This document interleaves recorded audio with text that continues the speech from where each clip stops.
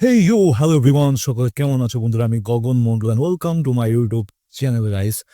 তোমরা বুঝতে পারছো আজকে আমরা কার ভিডিও রিঅ্যাক্ট করব। তো উনি হচ্ছেন অ্যাকচুয়ালি বাংলাদেশের ক্রিকেট বোর্ডের ডিরেক্টর, আর উনি একজন কমেন্ট পাস করেছেন, যেই কমেন্টের দরুন পুরো বাংলাদেশের গোটা ন্যাশনাল টিম বিপিএল বয়কট করেছে, প্রেস কনফারেন্স ডেকে বিপিএল বয়কট করেছে। আর সেটা কেন? কারণ উনি কিছু একটা বলেছেন, ঠিক আছে, যার দরুন পুরো টিমটা বয়কট করেছে। বা হয়তো আমার যা মনে হয়েছিল যে প্রথমে তামিমকে হয়তো ফার্স্টে উনি ট্রিগার করেছিলেন, বাট তামিমের অপমানে পুরো বাংলাদেশ ক্রিকেট টিম অপমানিত হয়েছেন, যার জন্য বিপিএলটা কেন বয়কট করলো এটা আমার কোনো আইডিয়া নেই গাইস, ম্যাচ চলাকালীন অবস্থান, ঠিক আছে। এরকম নাটক দেখতে পাচ্ছি আমরা ক্রিকেট জগতে, আমার যার জন্য ক্রিকেট এমনি পছন্দ যেটুকু ছিল গাইস, এটা হওয়ার পর থেকে আরো বেশি জঘন্য। বাট সবাই এই জিনিসটাকে এত বড় টঙ্গে নিয়ে গেছে, যার জন্য সবাই একটু ওখান থেকে চামচ বেঁধে খেতে চায়। তো সেখানে আমিও চামচ বাঁধলাম গাইস খাওয়ার জন্য, কারণ কথায় আছে যে লঙ্কায় যায় সেই আগুন হয়ে যায়। তো এখানে উনি কি বলেছেন, ঠিক আছে, এটা কিন্তু সেই কমেন্টটা না যেটা উনি ফার্স্টে বলেছিলেন। এটা অ্যাকচুয়ালি যে ওনার যে বক্তব্য, যে উনি কেন বাংলাদেশ ক্রিকেট যে ন্যাশনাল টিম আছে তার পিছনে উনি পয়সা খরচা করবেন। এখানে ব্যাপারটা হচ্ছে যে Bangladesh cricket board versus Bangladesh cricket team, তাই তো গাইস। তো ওনার আজকে কমেন্টটা, আজকে আমি মানে ওনার বক্তব্য, প্রেস কনফারেন্সের বক্তব্য কি সেটা তোমরা সাজেস্ট করেছে রিয়াক্ট করার জন্য from this channel BD cricket time videos থেকে আজকে আমরা রিয়াক্ট করবো গাইস। 4 দিন পুরোনো ভিডিও, দেখুন কি বলে। ওনার নাম হচ্ছে নাজমুল, বাট টাইটেল দেওয়া নেই গাইস। তো লেটস গো, চলো।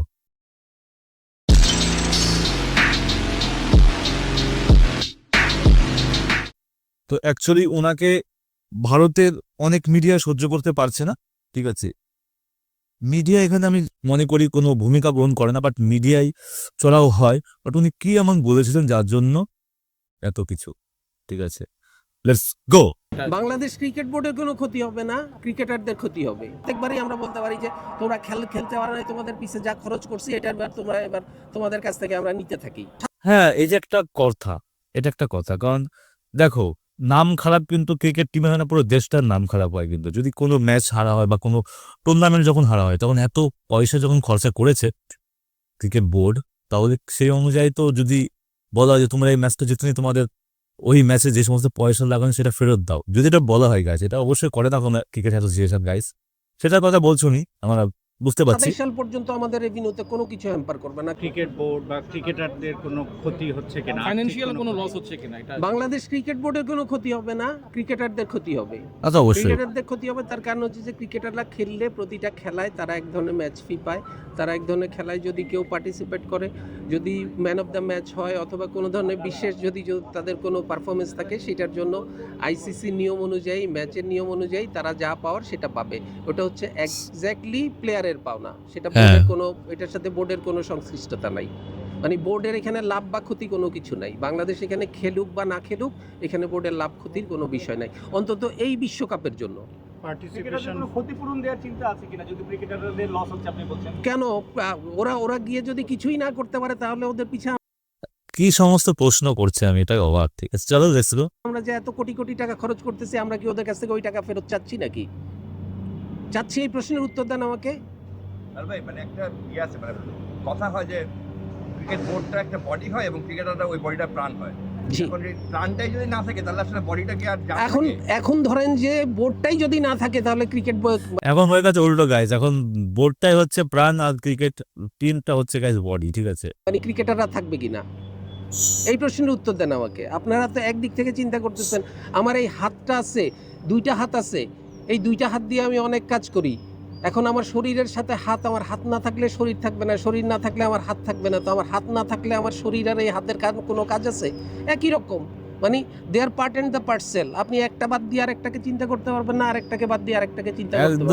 একদম কারেক্ট কথা। মানে they are complementary, they are not against each other. Raju ভাই, আইসিসি যে রেভিনিউ শেয়ারিং মডেল 2023 থেকে 27 পর্যন্ত লাস্ট যে সাইকেলটা, বাংলাদেশ যদি এই টি20 ওয়ার্ল্ড কাপে পার্টিসিপেট না করে তাহলে কি তার 27 সাল পর্যন্ত আমাদের রেভিনিউতে কোনো কিছু হ্যাম্পার করবে না। কারণ হচ্ছে 2022 সালের যে আইসিসির ফাইন্যান্সিয়াল মিটিং হয়েছে, সেই মিটিংয়ে that has already been set. এর পরের কোনো বিশ্বকাপ বা এর পরের কোনো বাইলেটারাল সিরিজ বলি, ইন্টারন্যাশনাল বলি, সেগুলোর সাথে এটার সম্পর্ক থাকতে পারে। সেগুলোর জন্য কারণ হচ্ছে, ধরেন একটা প্রশ্ন করতে পারেন যে আমাদের পরবর্তী যে সমস্ত এফটিপি অনুযায়ী যে সমস্ত দলগুলি আমাদের দেশে আসার কথা, তারা আসবে কি আসবে না, এটার অনেক অনেক মানে ইয়েস নো ভেরি গুড প্রশ্ন থাকতে পারে, কিন্তু এতে কিচ্ছু আসে যায় না এখন।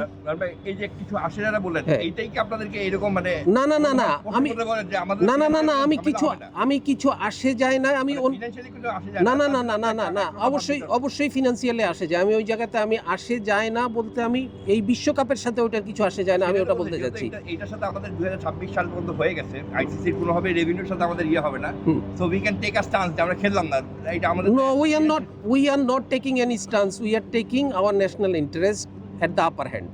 No stance. This is not a stance. আপনি একটা কথা আপনারা এটাকে কোনোভাবেই এটাকে আপনারা অন্য কোনো কিছুর সাথে তুলনা করতে পারবেন না, কারণ this is not a stance, this is not a কোনো ধরনের, আমি এমন কিছু বলতে চাচ্ছি না যে আমি একটা ন্যাশনাল হিরো হয়ে গেলাম, এই করলাম সেই করলাম, আসলে this is not like this. এইটা বিষয়টা হচ্ছে যে আমাকে আমার দেশের ইন্টারেস্টকে আমাকে সর্বাগ্রে নিতে হবে। দেশের ইন্টারেস্ট কী জিনিস? আমার দেশের নিরাপত্তা। আমার দেশের নিরাপত্তা মানে আমি যখন দেশের ভিতরে থাকি আমার নিরাপত্তা এক ধরনের, দেশের বাহিরে থাকলে আমার নিরাপত্তা অন্য ধরনের। দেশের বাহিরে আমার একটা মানুষের নিরাপত্তা বিঘ্নিত হওয়া মানে হচ্ছে আমার দেশের নিরাপত্তা, দেশের মানুষের নিরাপত্তা বিঘ্নিত। আমাদের এক মুস্তাফিজকে তারা যেইভাবে হিমিউলেট করে আমাদেরকে বের করে দিল, তারপরে ওরা একের পর এক প্রোপাগান্ডা চালায়, বিভিন্নভাবে তারা প্রোপাগান্ডা চালালো যে না করলে এরা দেশ না, এদের কোনোভাবেই কিছু হবে না। তো তারপরে আমরা কোনোভাবেই আমরা ওদের পুরা একটা মুস্তাফিজের জন্য যদি আমরা না করতে পারি, নিশ্চয়তা আমরা না পাই, আপনারা চিন্তা করতে পারেন যে আমাদের এই এত খেলোয়াড়রা সবাই যাওয়ার পরে কারো একজনের গায়ে যদি কোনো একটা পড়ে, তখন আপনারাই তো আমরা মানে একসাথে পড়বেন যে দেশ কী করলো, ক্রিকেট বোর্ড কী করলো, এত নিরাপত্তা চিন্তা ভাবনা না করে ওদেরকে কেন পাঠায় দিল, তখন আপনারাই বলবেন। আজকে যেই আপনারা ওদের পক্ষে কথা বলতেছেন, তখন এরপরে আপনারা ওদের আবারও ওদের অন্য পক্ষ নিয়ে আপনারা তখন বিসিবিকে আবার আপনারা আঘাত করবেন, কারণ কেন পাঠালো। অবশ্যই আব্দুল ভাই, ওই প্রিপারেশন ফি কতটা বলছিলেন, যে কত অ্যামাউন্টটা কত, আর যদি শেষ পর্যন্ত Preparation না করে তাহলে রিম্বার্স করতে হবে কিনা? না প্রিপারেশন ফি হচ্ছে আইসিসি একটা জিনিস আপনারা একটু ভাই, আপনারা আমার ইনফরমেশনটা জানা দরকার। একটা জিনিস আপনারা একটু মনোযোগ দিয়ে শুনেন, সেটা হচ্ছে অনেকে ফাইন্যান্সিয়াল বিষয়গুলো নিয়ে অনেক ধোঁয়াশা তৈরি করতেছেন। একটা বিষয় হচ্ছে এখানে দুইটা পার্ট। আমি এমনও শুনেছি আপনাদের ভিতরেই বিভিন্নভাবে কথাবার্তা হচ্ছে যে আইসিসি থেকে আমরা $27 মিলিয়ন পাই। আইসিসি থেকে আমরা $27 মিলিয়ন পাই না, আইসিসি থেকে আমরা $20.4 মিলিয়ন পাই প্রতি বছর, ঠিক আছে?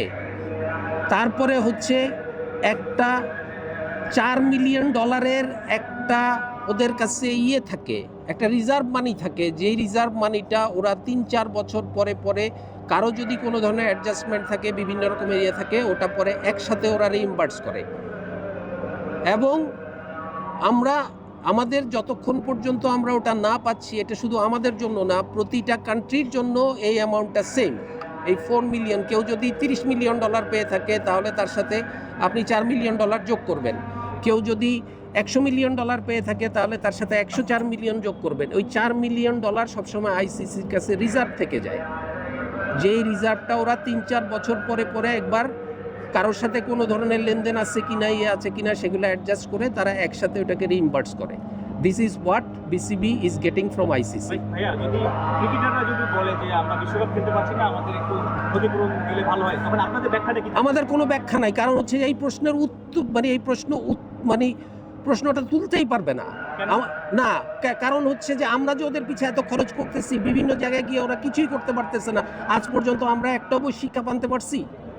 কোনো একটা জায়গায় আমরা কতটুকু কি করতে পারছি? আমরা তাহলে তো প্রত্যেকবারই আমরা বলতে পারি যে তোমরা খেলতে পারো না, তোমাদের পিছে যা খরচ করছি এটা এবার তোমাদের কাছ থেকে আমরা নিতে থাকি, ফেরত দাও। এটা কোন ধরনের কমেন্ট হলে যদি এক্সপ্লেইন করেন? জি, বহুত প্লেইং নেশন আছে যারা এখন পর্যন্ত কোনো বিশ্বকাপ জিতে হয় নাই, তাহলে ক্রিকেট বোর্ডের কমেন্ট হইতে পারে? এটা ক্রিকেট বোর্ডের কমেন্ট না। আপনারা যে প্রশ্নটা করলেন আমাকে, আমি সেই প্রশ্নটা আপনি বোর্ড ডিরেক্টর হিসেবে এখানে কথা বলছেন না, আপনারা বলতেছেন এখানে নিউজ মানে যে যারা রয়েছেন মিডিয়া তারা হয়তো জানি না কেন বা তাদের কথাবার্তা পছন্দ হচ্ছে না এখানে। উনি কেমন ধরনের প্রশ্ন করেন, যেমন প্রশ্ন তেমন উত্তর গাইস, যেমন প্রশ্ন তেমন উত্তর, ঠিক আছে? কেন আপনারা কেন বলতেছেন তাদেরকে কম্পেনসেশন করার বিষয় আসবে? কম্পেনসেশন একদম, বিষয়টা একদম, কেন একদম। আসবে? কারণ financial তারাই loss হবে শুধু তাদের। ফাইন্যান্সিয়ালি ক্ষতিগ্রস্ত হচ্ছে না। যেই ছেলেটা খেলতে যেতে পারে নাই সে যে ক্ষতিগ্রস্ত হচ্ছে তাকে যে সিলেকশন হয় নাই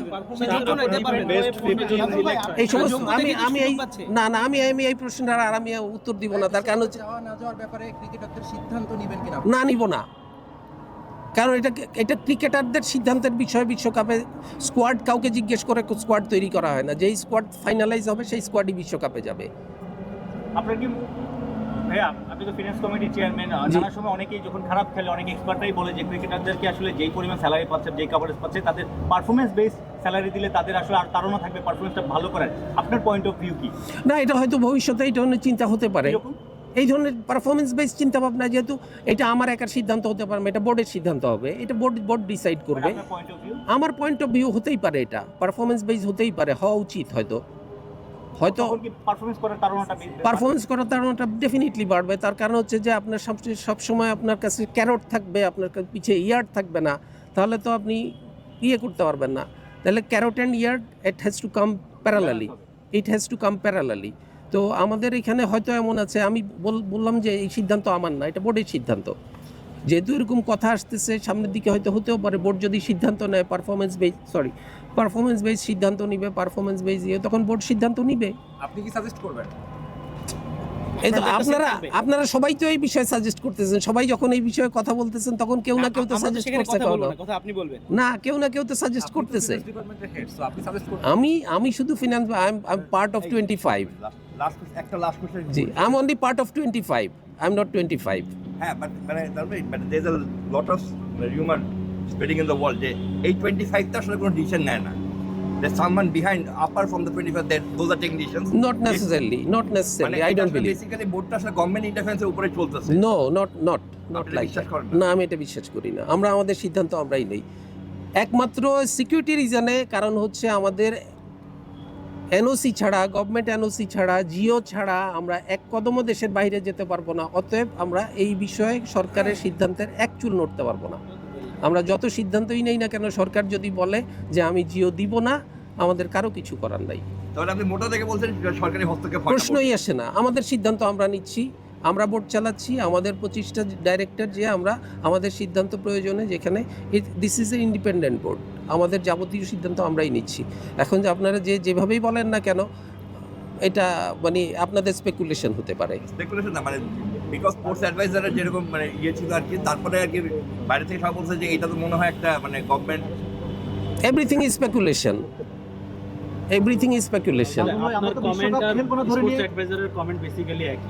জি, তো সেই ক্ষেত্রে তো এজিউম করাই যায় যে করেন। অ্যাজিউম শব্দের অর্থ জানেন? As you me. Thank you.